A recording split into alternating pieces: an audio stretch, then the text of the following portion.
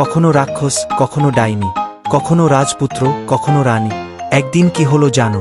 চাঁদের বুড়ো ভাবল, আজকের গল্পটা হবে অন্যরকম, রূপকথার চেয়ে বেশি মজার এবং রহস্যময়। তাহলে চল শুরু হোক সেই রোমাঞ্চকর গল্প। চাঁদের বুড়োর ঝুলি থেকে আসুক নতুন গল্পের ঝড়। নামের একজন সৎ ও পরিশ্রমী কৃষক বাস করতেন। রাশেদ ছিলেন গ্রামের সবাইয়ের কাছে পরিচিত, কারণ তিনি সবসময় তার কাজকে ভালোবাসতেন এবং আল্লাহর উপর পূর্ণ ভরসা রাখতেন। তার বিশ্বাস ছিল, কোনো বিপদ বা সমস্যা এলেও আল্লাহর ইচ্ছা ছাড়া কিছুই হয় না, আর তিনি কখনও তার বান্দাদের একা রেখে দেন না। এক বছর সেই গ্রামে প্রচণ্ড খরা দেখা দিল। কয়েক মাস ধরে বৃষ্টি হচ্ছিল না, সূর্যের তাপ ক্রমশ বাড়ছিল, আর এর ফলে গ্রামের প্রায় সব কৃষকের ফসল নষ্ট হয়ে যেতে শুরু করল। গ্রামবাসীর মধ্যে হতাশা ও দুশ্চিন্তা ছড়িয়ে পড়ল।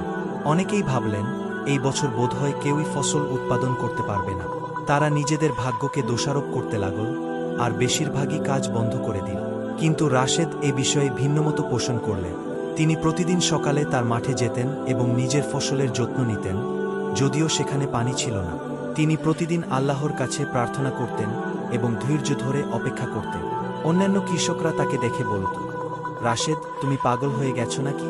এত খরার মধ্যে ফসল বাঁচানোর চেষ্টা করে কি লাভ? সব কিছুই তো শুকিয়ে গেছে। রাশেদ মৃদু হাসতেন আর বলতেন, আমাদের কাজ চেষ্টা করা, ফলাফল আল্লাহর হাতে। আমি জানি না কি হবে, তবে আমি আল্লাহর উপর ভরসা রাখি। তিনি যা করবেন ভালোর জন্যই করবেন। গ্রামের সবাই তার কথা শুনে হাসত এবং তাকে পাগল বলে মনে করত। তারা বলতো, বৃষ্টি ছাড়া ফসল ফলানো অসম্ভব। আল্লাহ আমাদের সাথে কেন এমন করলেন? কিন্তু রাশেদ ধৈর্যহারা হতেন না। তিনি আল্লাহর দয়া ও রহমতের উপর বিশ্বাস রেখে নিজের কাজ চালিয়ে যেতেন। কয়েকদিন পরেই একটি মিরাকল ঘটে গেল। আকাশ কালো মেঘে ছেয়ে গেল, আর একদিন প্রচণ্ড বজ্রপাতের সঙ্গে শুরু হলো বৃষ্টি। গ্রামের লোকজনের চোখে যেন আনন্দের চোখ। সবাই ছুটে বের হলো বৃষ্টির পানি সংগ্রহ করতে, যাতে তাদের ফসল বাঁচাতে পারে। এই বৃষ্টি পুরো এক রাত ধরে চলল, আর এতে গ্রামের মাঠগুলো পানিতে ভরে উঠল। সকালে উঠে দেখা গেল, রাশেদের ফসল পুরোপুরি সজীব হয়ে উঠেছে। তার জমির প্রতিটি ফসল যেন নতুন করে প্রাণ ফিরে পেয়েছে। গ্রামের মানুষজন রাশেদের এই সফলতা দেখে হতবাক হয়ে গেল।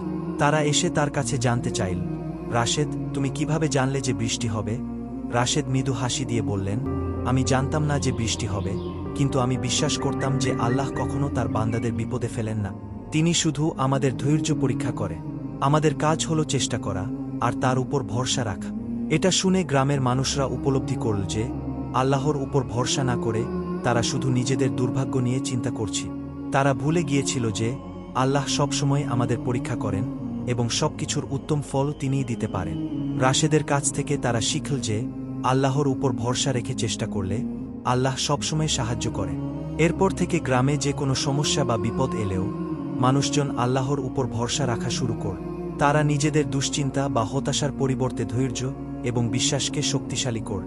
রাশেদ হয়ে উঠলেন তাদের অনুপ্রেরণা, আর তারা সবসময় তার কাছ থেকে শিক্ষা নিতে শুরু করে। গল্পের শেষে আমরা বলতে পারি যে আল্লাহর উপর ভরসা এবং ধৈর্য আমাদের জীবনের বড় সম্বল। যে কোনো পরিস্থিতিতে আমাদের চেষ্টা করা উচিত এবং আল্লাহর উপর পূর্ণ আস্থা রাখা উচিত, কারণ তিনিই আমাদের রিজিকদাতা এবং তিনিই আমাদের সকল বিপদাপদ থেকে রক্ষা করতে সক্ষম। এভাবেই চাঁদের বুড়োর গল্প শেষ হল। আশা করি এই গল্পটি আপনাদের হৃদয়ে স্থান করে নিয়েছে। নতুন কিছু শিখতে এবং আনন্দ পেতে আমাদের সঙ্গে থাকবেন। বিদায়।